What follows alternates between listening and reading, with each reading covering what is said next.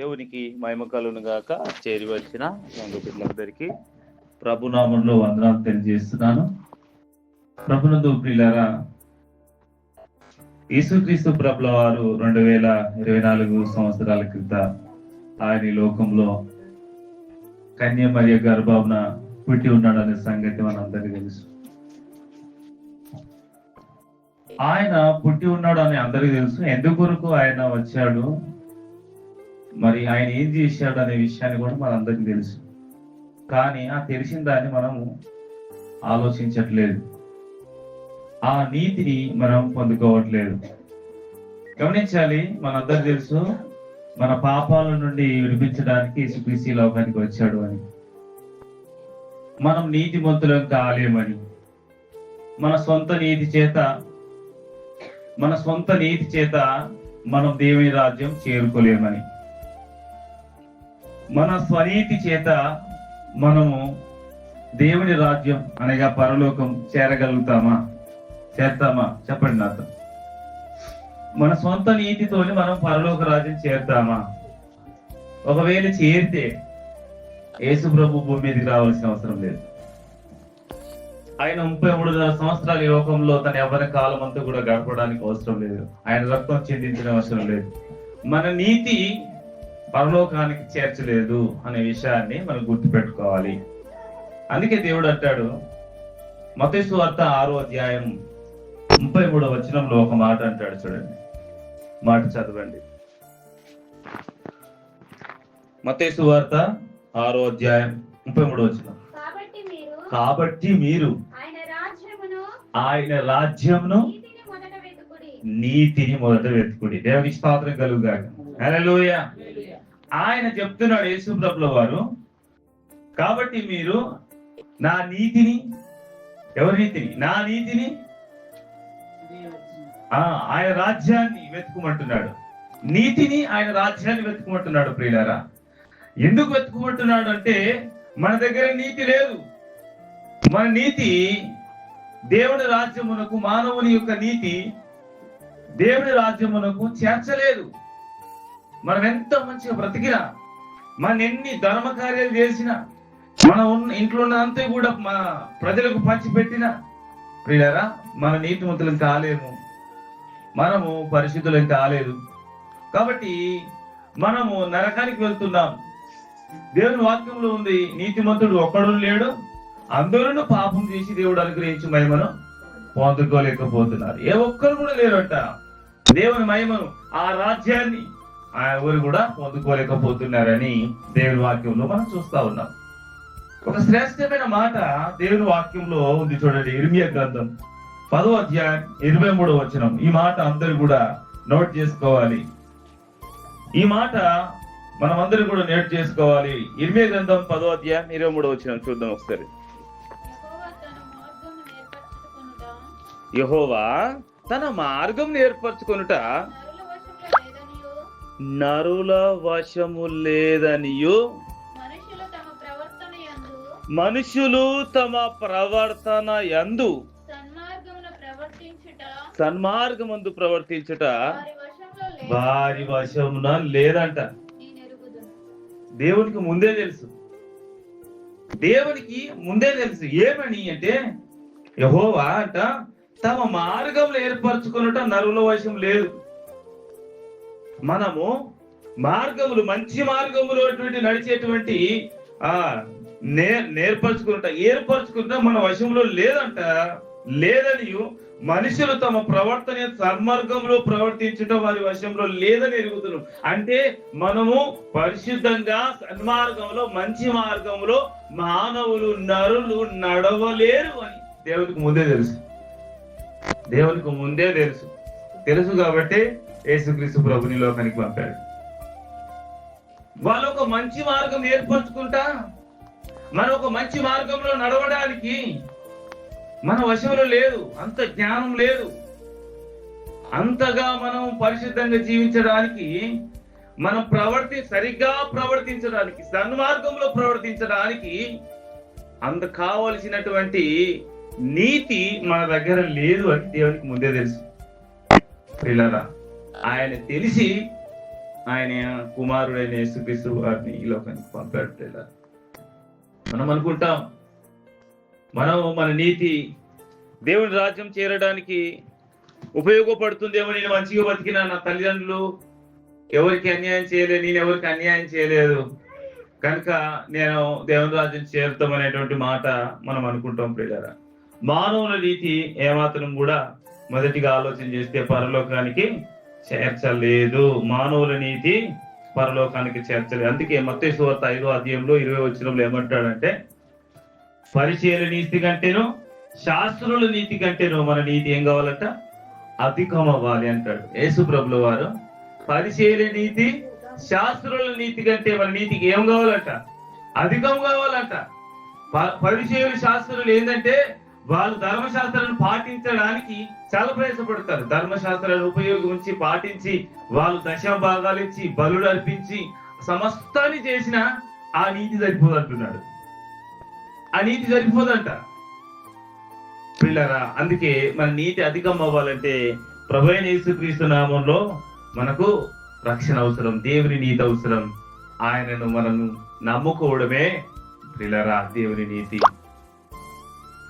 అంతగా నిష్టగా బ్రతకవలసినట్టు బతుకుతున్నటువంటి పరిచయులు శాస్త్రుల నీతి కంటే మన నీతి అధికం అవ్వాలని యేసు ప్రభు తన నోటు చెప్తున్నప్పుడు మన నీతితోని ఏ విధంగా, మన మంచితనంతో ఏ విధంగా ఆయన చేరుకోగలుగుతాం, ఆయన సంతోషపెట్టగలుగుతాం అనే విషయాన్ని జ్ఞాపకం చేస్తున్నాం. మన నీతి ఎట్లుంటుందో చూడండి, మన నీతి ఎలా ఉంటుందో చూడండి. మత్తయి సువార్త 6వ అధ్యాయం 7వ వచనంలో చూడండి, చక్కగినండి. మనుషులకు కనబడవలనని వారి ఎదుట మీ నీతి కార్యం చేయకుండా, అంటే చేస్తూ మనుషులు చూడాలని, మనుషుల ముందు కనబడాలని మనం నీతి కార్యాలు చేస్తా ఉంటాం. అది మనుషుల యొక్క బలహీనత. ధర్మ కార్యాలు చేసేటువంటి వాళ్ళు ఎట్లుంటారు ప్రియులారా, అందరికి కనబడే విధంగా దాన ధర్మాలు చేసే ప్రయత్నం చేస్తారు.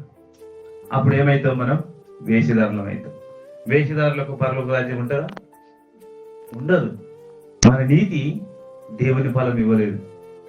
మనం ఏం చేస్తాం అంటే అక్కడ ఏమన్నా యేసు ప్రభు చెప్పాడు, మనుషులకు కనబడవాలని మీ నీతి కార్యాలు చేస్తే చేయండి, కానీ ముట్టిపోయింది అప్పుడే. ఆ వ్యక్తి చూడాలని నువ్వు చేసినావు, ఆ వ్యక్తి అమ్మా ఈ వ్యక్తి ఇంత కార్యం చేసిండు అనేటువంటి కనబడేటట్టు చేసినావు కాబట్టి, ఆ వ్యక్తి ముందు నువ్వు గొప్పవాడో మంచివాడో అనిపించుకోవడానికి చేసినావు కాబట్టి ఆ వ్యక్తి అనుకుంటుండు, కానీ దేవుని యొద్ద నుండి నీకేం ఫలం రాదని చూస్తున్నాం. అక్కడ చదవండి ఆ మాట, మొదటి వచ్చిన మళ్ళీ మనుషులకు కనబడవల్లని వారి ఎదుట మీ నీతి కార్యములను చెయ్యకుండా జాగ్రత్త పడుడి, లేని ఎడల పరలోకమందున్న తండ్రి యొద్ద మీరు ఫలం పొందరు. ప్రతి ఒక్కరు మీరే కానికిచ్చినప్పుడు పక్కపొంటి వాళ్ళు చూడాలని, మనమేమో ధర్మ కార్యాలు చేసినా 10 మంది చూడాలని. ఇది లోకంలో ఉన్నటువంటి అందరూ కూడా ధర్మ కార్యాలు చేసేటువంటి వారు అందరూ కూడా 10 మంది చూడాలి, 10 మంది ముందు నేను మంచోడు అనిపించుకోవాలని చూస్తారు. కానీ దేవుడు ఉన్నాడు, దేవుడు నాకు ఇస్తాడు అనేటువంటి ఆలోచనతో ధర్మాలు చెయ్యరు పిల్లరా. వాళ్ళ బలహీనత అది. ఆ బలహీనత మంచి చేస్తున్నాడు, చెడు చేస్తలేడు. కానీ ఆ మంచితనం ఏ విధంగా అవుతుందంటే మనుషుల మెప్పు కోరుతున్నాడు కాబట్టి ఫలము పొందలేమంట. ఇది మనుషుల నీతి. మనుషుల ఎదుట మన నీతిమంతులు అనిపించుకోవాలని ప్రయత్నం చేస్తాం, కానీ ఆ నీతి మన వేషధారులు చేస్తుంది, నటించే వారిగా చేస్తుంది, మనుషులు చూడాలని చేస్తుంది పిల్లరా. ఇది మనుషుల యొక్క నీతి. దేవుడు చెప్తాడు కదా, నీ కుడి చేతి ఇచ్చింది ఎడమ చేతికి తెలవద్దు అంటాడు. మనమేమో అందరు కనబడేటట్టు చేస్తా ఉంటాం. ఒక్కోసారి కొందరికి అదే పని అందరి ముందు ఇయ్యాలని అక్కడ చదివిపించుకుంటారు కదా. సర్కస్ చేసే వాళ్ళు ఎక్కడ ఉంటారు? సర్కస్ చేసే కాడ 10 రూపాయలు ఇచ్చి అందరి ముందు మైకిలు ఇచ్చి ఆ పేరు చదివించుకుంటారు. చూడు, నేను ఇచ్చాను 10 రూపాయలు ఇస్తే ఇంకోడు రోషంతో ఇంకోటి 20 రూపాయలు ఇస్తాను, అందుకంటే నేను ఇంకెక్కువ ఇచ్చానని చదవాలన్న మైక్లా. ఇంకొకడు 100 రూపాయలు ఇస్తాడు పిల్లరా. వాడు ఇంకా తీసుకుని ఇంకా పొగుడుతూ ఉంటాడు. ప్రియులారా, ఈ విధంగా నీతి మంచోడు అనిపించుకోవాలనే ప్రయత్నం చేస్తారు. మనుషుల ముందు అందరు కనబడాలని చూసే ప్రయత్నం, ఇది మనిషి యొక్క బలహీనత. మనుషుల యొక్క బలహీనత. వాళ్ళ వాక్యంలో, ప్రార్థనలో ఎదగని వారు చేసే పని ఇది. వాళ్ళు ఈ విధంగా నీతిని సంపాదించుకోవాలనుకుంటారు, కానీ మనుషులు ఎదుట మీ నీతి కార్యాలు మనుషులు చూడాలని మీరు చెయ్యకండి. జాగ్రత్త పడండి, జాగ్రత్త పడండి అంటున్నాడు యేసుప్రభువే అంటున్నాడు ఆ మాట. జాగ్రత్త పడండి, జాగ్రత్త పడండి. జాగ్రత్త పడకపోతే ఏం పొందుకోరంట? తండ్రి యొద్ద నుండి ఫలం పొందుకోలేమంట. కాబట్టి మన నీతి దేవుని యొద్ద ఫలం రాదని రాసుకోండి. మన నీతి పిల్లరా దేవుని యొద్ద నుండి ఫలాన్ని మనము పొందుకునేటట్లు చెయ్యదు మన నీతి అనే విషయాన్ని జ్ఞాపకం చేస్తా ఉన్నాను. మొదటిగా మన నీతి మనలను పరలోకానికి చేర్చదు. మన నీతి పరిచయ నీతి కంటే, శాస్త్రుల నీతి కంటే అధికం అవ్వాలని జ్ఞాపకం చేస్తున్నాను. రెండవది, మనం నీతి కార్యాలు మనుషులకు కనబడాలని చేయకూడదు. మనము ఒకవేళ చేస్తే మన నీతి దేవుని ఫలాన్ని పొందుకునేటట్లుగా చెయ్యదనే విషయాన్ని జ్ఞాపకం చేస్తా ఉన్నాను. మూడవది, మానవుల నీతి మురికి గుడ్డల వంటిదని దేవుని వాక్యం సెలవిస్తుంది. మానవుల నీతి మురికి గుడ్డల వంటిదని దేవుని వాక్యంలో రాయబడుతూ వచ్చింది. యెషయా గ్రంథం 64వ అధ్యాయం 6వ వచనం ఒక మాట చదువుకుందామా? యెషయా గ్రంథం 64వ అధ్యాయం 6వ వచనం. యెషయా గ్రంథం 64వ అధ్యాయం 6వ వచనం. మేమందరం అపవిత్రుల వంటి వారమైతిమి, మా నీతి క్రియలన్నీ మురికి గుడ్డల వాయను. ప్రియులారా, మన నీతి ఆ విధంగా మురికి గుడ్డల వంటి ఆయనని మేము ఎక్కడో కొద్ది విషయంలో మంచిగా బ్రతికినా మళ్ళా తప్పిపోతున్నాం. మనం అపవిత్రం అయిపోతున్నాం. చాలా మంది మంచిగా భక్తి చేస్తారు, ఒక్కసారి విడిచిపెడతారు. పత్యం కట్టి ఆపలేక చేసేస్తారు. ఆ పత్యాన్ని భంగం చేసినట్టుగా ప్రియులారా, చాలా మంది భక్తిగా ప్రవర్తించి ఒక రోజు ఆ భక్తి 6 నెలలు చేసి ఉపవాసాలు చేసి ఒక్క రోజుల్లోనే దుస్మరిస్తారు. ఇలాంటి భక్తి ప్రియులారా, మనం ఎంత నీతిగా బతకాలనుకున్నా ఎక్కడో ఒకసారి మనం బలహీనం అవుతున్నాం, మన అపవిత్రులు అయిపోతున్నాం. మన నీతి మనల్ని పరలోక రాజ్యం చేర్చదు. మన నీతి మనం దేవుని రాజ్యానికి చేర్చలేదు. అందుకే ఆ ప్రజలు ఒప్పుకుంటున్నారు, మేము మా నీతి మురికి గుడ్డలతో సమానమయ్యా, మురికి గుడ్డల వంటిది అని జ్ఞాపకం చేస్తున్నాడు. మనం తప్పిపోయిన కుమారుని చూస్తున్నాము. తన తండ్రి యొద్ద నుండి ఆస్తి అంతా తీసుకున్నాడు. ఆస్తి తీసుకొని నాకు నేనుగా నేను బతకగలుగుతా, నేను ఏమైనా చేయగలుగుతా అని చెప్పేసి తండ్రి యొద్ద నుండి నా ఆస్తి నాకు ఇచ్చేయమని తండ్రి దగ్గర గొడవ పెట్టి తీసుకున్నాడు. ఆస్తి అంతా తీసుకున్నాడు. ఆస్తి తీసుకొని వెళ్ళిపోయిన తర్వాత దూర దేశం వెళ్ళి నేను సంపాదించుకుంటా, నేను రెట్టింపు చేసుకుంటా, నేను ఎలా బతుకుతానని వెళ్ళిపోయాడంట స్నేహితులు తీసుకొని. ప్రియులారా, అక్కడ తిని తాగి సంతోషించి అంతా ఉన్నదంతా కూడా నాశనం చేసుకున్నాడు. నాశనం చేసుకున్నాక తర్వాత పందుల పొట్టు తినడానికి కూడా పందులు తిననీయలే. లాస్ట్ కు మరణానికి తీసుకెళ్లిపోయింది. చిన్న కుమారుని యొక్క నీతి ప్రియులారా, తన స్వనీతి పందుల యొక్క పొట్టు తినడానికి కారణమైంది, మరణానికి దారి తీసింది ప్రియులారా. కాబట్టి మన నీతి మురికి గుడ్డల వంటిదని మనం ఒప్పుకోవాలి. మనము ప్రియులారా, మన నీతి మురికి గుడ్డల వంటి. ఈ నీతితో మనం దేవుని రాజ్యం ఎట్లా చేరుతాం, ఎట్లా పరలోకానికి చేరుతాం? ఆయన పాపుల రక్షకుడు అని పాటలు పాడుతున్నాం.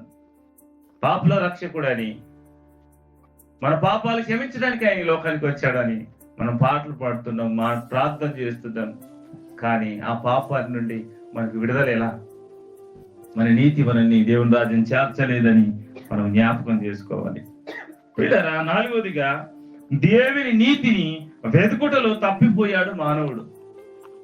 దేవుని నీతిని వెతుకుతలేడు, సొంత నీతినే వెతుకుతున్నాడు, స్వనీతినే వెతుకుతున్నాడు. దేవుని నీతిని వెతకట్లేదు. అసలు ఎలా మనం నీతిమంతులం అవుతామని దేవుని వాక్యం సెలవిస్తుందంటే, నా కొరకు యేసయ్య జన్మించాడు, ఆయన పశువుల పాకలు నా కొరకు జన్మించాడు, నా పాపాల కొరకు జన్మించాడు, నా పాపాల కొరకు ఆయన సిలువ ఎక్కాడు, ఆయన రక్తంలో నాకు నిత్య జీవం ఉందని, ఆయన దేవుడు, ఆయన తప్ప వేరొక దేవుడు లేడు అని నీవు విశ్వసించినట్లయితే చాలు. నా పాపలు ఎవరు, నాకు రావాల్సిన ఆ శిక్షను ఆయన మీద వేసుకున్నాడు. పాప క్షమాపణ కలగాలంటే రక్తం చిందించాలని ప్రతి గ్రంథంలో రాయబడుతూ వచ్చింది ప్రియులారా. కాబట్టి మన పాపాలు క్షమించబడాలంటే ఆయన నా కొరకు కల్వరిశిలో రక్తం కార్చాడు అని మనం నమ్మి విశ్వసించాలి. అదొక్కటే మనం చేసేది. ఆయన శిలువ వైపు చూసుకుంటూ మనం పరిశుద్ధంగా బ్రతకాలి. ఆయన నా కొరకు మరణించిండు, ఆయన నా కొరకు వచ్చిండు, ఆయన నా కొరకు ఆయన ఉమ్ము వేసుకుండు అని నువ్వు భయంతో భక్తితో నోరు జారద్దు, అబద్ధాలు ఆడకూడదు. నా కొరకు ఆయన మరణించాడు, నా కొరకు చనిపోయాడు అనేటువంటి భయంతో భక్తితో నువ్వు ఆయన శిలువ వైపు చూస్తే అప్పుడు నీకు దేవుని నీతి కలుగుతుంది. అప్పుడు ప్రభునందు విశ్వాసం ఉంచువానికి ఏం కలుగుతుందంట? నీతి కలుగుతుందంట. విశ్వాసం మూలమున నీతిమంతుడుగా మార్చబడతాడు. ఒక వ్యక్తి ప్రభునందు విశ్వాసం ఉంచడం ద్వారా ఆ విశ్వాసం శిలువలో జరిగిన కార్యాన్ని బట్టి మాత్రమే విశ్వాసం ఉంచగలుగుతాం. మన సొంత నీతి, మన డబ్బు, మన ఆశంత పేదలకు వచ్చిన మనం నీతిమంతులుగా ప్రియులారా, మన నీతిమంతులం కాలేము. గుర్తుపెట్టుకోండి ప్రియులారా, దేవుని బిడ్డలారా, మనం ప్రతిరోజు ఆయన నీతి జ్ఞాపకం చేసుకోవాలి. నా పాపాలు కడుగు ప్రభా, నా దోషం కడుగు ప్రభా. నేను ఎన్నోసార్లు నా మాట దారింది, నా నోరు జారింది, నా చూపు దారింది, నా తలంపులో లోపం ఉంది, నా క్రియలో లోపం ఉంది, నా మంచితనంలో లోపం ఉంది. ఎంత మంచి బ్రతికినా ఆ మంచిలో ఏదో స్వార్థం దాగి ఉంది. నన్ను క్షమించు ప్రభా అని మనం ప్రతిరోజు ప్రార్థన చేసుకోవాలి ప్రియులారా. రోమిలకు రాసిన పత్రిక 10వ అధ్యాయం 2వ వచనం నుండి చదువుకున్న చూడండి. దేవుని నీతి వెతుకుటలో మానవులందరూ తప్పిపోయారు. యూదులందరూ కూడా సువార్త చెప్పబడుతుంటే ఆ సువార్త మనకు శక్తి, మనకు రక్షణ అని వాళ్ళు విశ్వసించకుండా వారు తమ క్రియల యందే, తమ యొక్క మార్గంలో యందే, స్వనీతి యందే నీతిని వెతుకుతున్నారు కానీ దేవుని యొక్క నీతిలోనికి రావట్లేదు ప్రజలు. చూద్దామా? రోమ 10:2-3-4. దేవుడు అంటే చాలా ఆసక్తి కలిగిన వారు, వారిని గురించి సాక్ష్యం ఇస్తున్నాను. వాళ్ళు యూదులు. అయినను వారి ఆసక్తి జ్ఞానానుసారమైనది కాదు. ఏలైనగా వారు దేవుని నీతి నెరగక తమ స్వనీతిని స్థాపింపబోనుకొనిచున్నారు. పిల్లలు దేవుని నీతిని వెతుకుతలేరు. వాళ్ళు దేవుని నీతిని వెతకక ఎలా నీతి కలుగుతుంది అంటే వాళ్ళు వెతకక పిల్లరా మన స్వనీతిని స్థాపించుకోరుచున్నారు. ధర్మశాస్త్రం క్రియల ద్వారా నీతి కలుగుతుందని, 10 ఆజ్ఞలు నెరవేరిస్తే మనకు నీతి కలుగుతుందని వాళ్ళు విశ్వాసం ఉంచుతున్నారు. కానీ మనం తప్పిపోతున్నాము, మన నీతి మనము దేవుని రాజ్యం చేర్చలేదు అని విశ్వాసంతో వాళ్ళు ప్రభు వైపు తిప్పబడతలేరు. వాళ్ళు దేవుడు అంటే ఆసక్తి, దేవుడు అంటే ఇష్టం, దేవుడు అంటే ప్రేమ, కానీ దేవుని నీతిని వెతకట్లేదు. ఇక్కడ ఉన్న వారందరికీ కూడా పిల్లరా దేవుడు అంటే ఇష్టం, దేవుడు అంటే ప్రేమ, దేవుని సన్నిధికి వెళ్తాం, దేవుడి సన్నిధికి వస్తాం, చర్చికి వస్తాం, కానీ ఆయన నీతిలో మనం బ్రతుకుతలేము, ఆయన మార్గంలో మనం బ్రతుకుతలేము. మన స్వనీతిని ఉపయోగించుకుంటున్నాం. ఆ స్వనీతి కూడా కొంతమందికి లేదు, సొంత నీతి కూడా లేదు కొందరికి. యూదుల కన్నా సొంత నీతి ఉంది.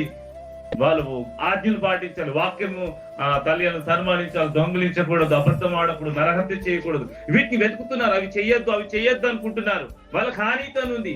మనకు కొందరికి అయితే క్రైస్తవులమైన మనకు ఆ నీతి లేదు, ఈ నీతి లేదు, ఏ నీతికి ప్రయత్నించట్లేదు. మనతో ఏది చేత కాదు పిల్లరా, ఏది చేత కాదు. కానీ దేవుని యొక్క శిలువ త్యాగాన్ని మనం మర్చిపోతాం. ఆయన రక్తం ద్వారా మనం పరిశుద్ధులుగా మారాం. ఆయన రక్తం చిందించకపోతే మనం అందరం పాపంలో కొట్టుకొని పోతాం. మనకి ఏదైనా అర్హత ఉందంటే, మనం ఏదైనా సంపాదించుకున్నామంటే మనకు సంపాదించుకుంది నరకమే. ఆ నరకానికి పోకుండా దేవుడు నన్ను రక్షించుకున్నాడు, నన్ను తన నీతిని నెరవేర్చుకున్నాడు. ఇర్మియా గ్రంథం 10వ అధ్యాయం చదువుకున్నాం కదా. మనుషులు తమ మార్గం ఏర్పరచుకున్నట్టు నరుల వశం లేదు. వాళ్ళు ఎరగరు, వాళ్ళు సన్మార్గంలో ప్రవర్తించడం వారి వశంలో లేదు. వాళ్ళు మంచి మార్గంలో వెతకలేరు, వాళ్ళతో కాదని దేవుడే మన కొరకు దిగి వచ్చాడు. ఆయన పరలోకాన్ని విడిచి, దేవదూతల ఆరాధన విడిచి, తండ్రితో ఉండవలసిన గొప్ప సింహాసనాన్ని అన్ని విడిచిపెట్టి అన్ని తగ్గించుకొని వస్తే ఈ రోజు మనం ఈ లోకాన్ని విడిస్తలేము, లోక అలవాట్లు విడిస్తలేము, లోక పద్ధతులు విడిస్తలేము, ఆ మాటలు విడిస్తలేము, ఆ తలంపులను విడిస్తలేము ప్రియులారా. ఆ తలంపులు విడిచి, ఆ మార్గాలు విడిచి, లోక పద్ధతులు ఆచారాలను విడిచి ప్రభు యొద్దకు వచ్చి నన్ను క్షమించు ప్రభువా అని అడిగితే చాలు దేవుని నీతి మనకు కలుగుతుంది. ఎంత ఈజీగా ఉంది, ఎంత ఈజీగా ఉంది. ఏమన్నా మనం ₹1,00,000 పెట్టి కొనుక్కుంటున్నామా? పండుగలు చేయిస్తే మనకు నీతి కలుగుతా అంటున్నాడా? మన పాపాలు ఒప్పుకొని ఆయన రక్తంలో కడిగితే చాలు పిల్లరా. అందుకే నీతిని వెతుకుబడుతున్నాడు, ఆయన రాజ్యాన్ని వెతుకుబడుతున్నాడు. వెతుకుతలేరు మానవులు, అన్ని వెతుకుతున్నారు, కానీ అన్ని వెతుకుతున్నారు, అన్ని కనిపెడుతున్నారు. లోపల ఉన్నటువంటి బేబీ ఎన్ని కిలోలు ఉంది అని కూడా కనిపెట్టారు, కానీ ఆ లోపలున్న బేబీకి అన్ని అవయవాలు పనిచేస్తున్నాయి అని అర్థాలు కనిపెట్టారు. కానీ ఎలా మనం పరిశుద్ధంగా బతుకు, ఎలా మన తలంపులు కంట్రోల్లో ఉండగలుగుతాయి, ఎలా మన మాటలు కంట్రోల్ ఉండగలుగుతాయి, ఎలా మనం పరిశుద్ధంగా జీవించగలుగుతాం, ఎలా మనం నీతిమంతులు కాగలుగుతాం మాత్రం మనుషులు వెతకట్లేదు. అందుకే తప్పిపోతున్నారు. 2 చేతులు చాపుతున్నాడు లోబడని ప్రజల వైపు 2 చేతులు చాపుతున్నాడు లోబడని ప్రజల వైపు. దినమెంతా చేతులు చాపుతున్నాడు, ఎవ్వరు కూడా వస్తలేరు ఆయన నీతి ఆయనకి ఇద్దామంటే. దేవుని నీతి మనందరికీ కలగజేయాలని ఆయన ఈ లోకానికి వచ్చాడు. నమ్మిన వాడు రక్షింపబడును, నమ్మని వానికి శిక్షనే ఉందని. నమ్మని వానికి శిక్ష అతనుతోనే వారికి వారే నమ్మకం తెచ్చుకుంటున్నారు అనే విషయాన్ని జ్ఞాపకం చేస్తా ఉన్నాను. పుణ్యకార్యాలు చేస్తేనో ప్రియులారా మనకు స్వర్గం ఉంటుంది అనే విషయం తప్పు, రాంగు. మనకు పుణ్యకార్యాలు చేస్తేనో ధర్మకార్యాలు చేస్తేనో మనకు ఉంటుందనే విషయాన్ని గుర్తుపెట్టుకోండి. మనకు లేదు. మన స్వభావ రీతిగా మొండితనం ఇవన్నీ కూడా మనల్ని నరకానికి తీసుకొని వెళ్తుంది. అపవాది అంధకారంలో ఉండి వారిని సంతోష పెట్టేవారుగా మారుతున్నాం. చివరిగా తమను తాము నీతిమంతులమని నమ్ముకుంటున్నారు. తమను తామే నీతిమంతులం ఎట్లా అనుకుంటున్నారంటే లూకా సువార్తలో ఒక సందర్భాన్ని జ్ఞాపకం చేసి నేను ముగిస్తాను చూడండి. లూకా సువార్త 18వ అధ్యాయం, లూకా సువార్త 18వ అధ్యాయం 9వ వచనం నుండి చక్కగానండి. తామే నీతిమంతులమని తమను నమ్ముకుంటున్నారు, ఇతరులను తృణీకరిస్తున్నారు. అటువంటి వారితో దేవుడు చెప్తున్నాడు. కొందరితో ఆయన ఉపమానం చెప్పాను, ఒక కథ చెప్తున్నాడు. ఏంటో చూడండి. ప్రార్థన చేయటకై ఇద్దరు దేవుని గుళ్ళకి వచ్చారు. వారిలో ఒకడు పరిచయుడు, ఒకరు సుంకరి. పరిచయుడు నిలబడి, దేవా నేను చోరులను అనగా దొంగలను, అన్యాయం చేసే వారిని, వ్యభిచారులైనను, ఇతర మనుషులను, ఈ పక్క పొట్టును ఈ సుంకరి లెక్క కూడా నేను ఉండనందుకు నీకు కృతజ్ఞతాస్తుతులు, స్తోత్రాలయ్యా. వారమునకు 2 మార్లు ఉపవాసం ఉంటున్నా, నా సంపాదన ఆస్తిలో 10వ భాగం కూడా చెల్లిస్తున్నా. తనలో తాను ప్రార్థించుకుంటున్నాడు. ఇది ఒక ఇద్దరు మనుషుల్లో ఒక మనిషిని ప్రార్థన, పరిచయం ప్రార్థన. సుంకరి ప్రార్థన చూడండి. అయితే సుంకరి దూరముగా నిలుచుండి ఆకాశం వైపు కళ్ళెత్తుటకైనను ధైర్యం చాలక రొమ్ము కొట్టుకొని, దేవా పాపినైన నన్ను కరుణించుమని పలికించాలి. ప్రియులారా గమనించండి, ఇద్దరి ప్రార్థనలు విన్నాం ఇప్పుడు మనం. మొదటి వారి ప్రార్థన ఎట్లుంది? నేను దొంగలైనను, అన్యాయస్తులైనను, వ్యభిచారులైనను నేను చెయ్యట్లేదయ్యా. అలాగే వారానికి 2 సార్లు ఉపవాసం ఉంటున్నా, దశభాగం ఇస్తున్నా, పక్కపట్టు ఉన్నటువంటి ఈ సుంకర్ లెక్క కూడా లేను, అలానే అక్క లెక్క లేను, నేను పలానా అన్న లెక్క లేను. నేను ఆమె నోరు తెస్తే పచ్చబద్దలు ప్రభా, మొండి మాటలు మోటివి ప్రభా, ఆయన లెక్క లేను నేను, అసలు నాకు సపరేట్ నేను అని చెప్పేసి ఇదొక నీతి. ఆమె కంటే నేను నీతిమంతురాలు అనుకుంటున్నారు, ఆయన కంటే నేను పరిశుద్ధుని అనుకుంటున్నారు చాలా మంది. ఇలాంటి ప్రార్థన చేస్తున్నారు ప్రభునందు పిల్లలు. అట్లా చేయకూడదు. తాము అట్లా ఉండనందుకు అన్యాయస్తులను, చోరుల వలెను, వ్యభిచారుల వలెను, వారి వల్ల నేను ఉండనందుకు నీకు కృతజ్ఞతలు అంటున్నాడు. అంతే అనగా పక్కబడి సుంకరి కూడా అంటున్నాడు, ఈ సుంకరి వలెను ఉండనందుకు నీకు కృతజ్ఞత ఆస్తుతులు అంటున్నాడు. చర్చిలో ఖర్చులు అందరూ పుణ్యాత్ములు వస్తారా? వస్తారా? అందరు పరిశుద్ధులు వస్తారా? అందరు వస్తారా? పాపులు వస్తారు, అభిదికులు వస్తారు. అది ఎప్పుడో ఒకసారి మారుతారు.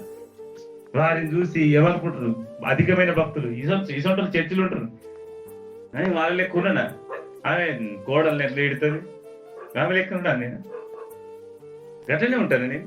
అట్లా లేదు, నేను మంచిగా ఉన్నా, ఆమె కంటే కొంచెం బెటర్. నేను కూడా పాపిని కానీ ఆమె కంటే కొంచెం బెటర్గా ఉన్నా. ఇది ప్రమాదం, ఇది ప్రమాదం. దానికంటే నేను మంచిగా ఉన్నా, వారికంటే నేను మంచిగా ఉన్నా, వాళ్ళ లెక్క నేను లేను, నేను వారం పోతా అని ఊకే తప్పిస్తారు వాళ్ళు. తప్పించినంత మాత్రాన నువ్వు నీతిమంతులు అయితే వాళ్ళు పాపులు అవుతారా? ఇట్లా అంటే పాపం. అది అలా ఉండదు మన జీవితాన్ని, గుర్తుపెట్టుకోండి. ఇతరులను పోల్చుకొని వాళ్ళకంటే నేను మంచి భక్తి చేస్తున్నా, వాళ్ళకంటే నాకు ప్రార్థన ఎక్కువ ఉంది, వాళ్ళకంటే నేను ఉపవాసం చేస్తున్నా, నేను రోజు చర్చికి వెళ్తున్నా, పొద్దుగా లేచి నేను ప్రార్థన చేస్తా అని చేయదని ముఖం ఇట్లాంటి అనుకోవద్దు ఎప్పుడే గాని, గుర్తుపెట్టుకోండి. ఇలాంటిది అది స్వనీతి. పిల్లల బరాబరి దశభాగాలు ఇస్తున్నాడు, మంచిగానే బతుకుతున్నాడు, నీతిగానే బతుకుతున్నాడు, కానీ అతడు నీతిమంతుడు కాలేకపోయాడు. చూడండి ఆ మాట, కింది మాట చూడండి లాస్ట్ గా. నెక్స్ట్ ఎక్కడ దాకా చదివారో అక్కడ నుంచి సార్ ఉండాలి మీరు. అక్కడి నుంచి కాదు, లాస్ట్ చివరిలో సుంకరి ప్రార్థన తర్వాత దాని కింది వచ్చిన ఇప్పుడు లైన్లోకి వచ్చారు. అతనికంటే ఇతడు నీతిమంతుడుగా తీర్చబడను, ఇంటికి వెళ్ళనని ఈతో చెప్తున్నాడు. చూడండి యేసుప్రభు అన్నాడు ఇతనికంటే అతడు నీతిమంతుడు అని తీర్పు పొందాడు. ఎవడు నీతిమంతుడు అని తీర్పు పొందాడు? సుంకరి నీతిమంతుడు అయ్యాడు. దశమ భాగాలు ఇచ్చినాడు, వారానికి 2 సార్లు ఉపవాసం ఉన్నాడు, అన్యాయస్తు దొంగలు లెక్క లేడు, అన్యాయస్తు లెక్క లేడు, వ్యభిచారం చేస్తలేడు, దొంగతనం చేస్తలేడు, అన్యాయం చేస్తలేడు. ఆయనకంటే ప్రభువా నేను పాపిని, ఆకాశం వైపు కూడా కనులెత్తడానికి ఉన్న అర్హత లేదయ్యా, నన్ను కరుణించు అని కేకలు వేసిన పాపి నీతిమంతుడు అయ్యాడు. దేవునికి మహిమ కలుగాక. హల్లెలూయా.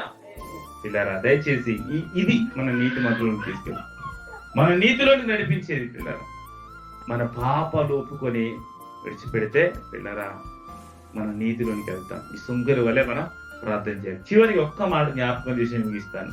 మరి యోహాను రాసిన సువార్త 1వ అధ్యాయం 9వ వచనం.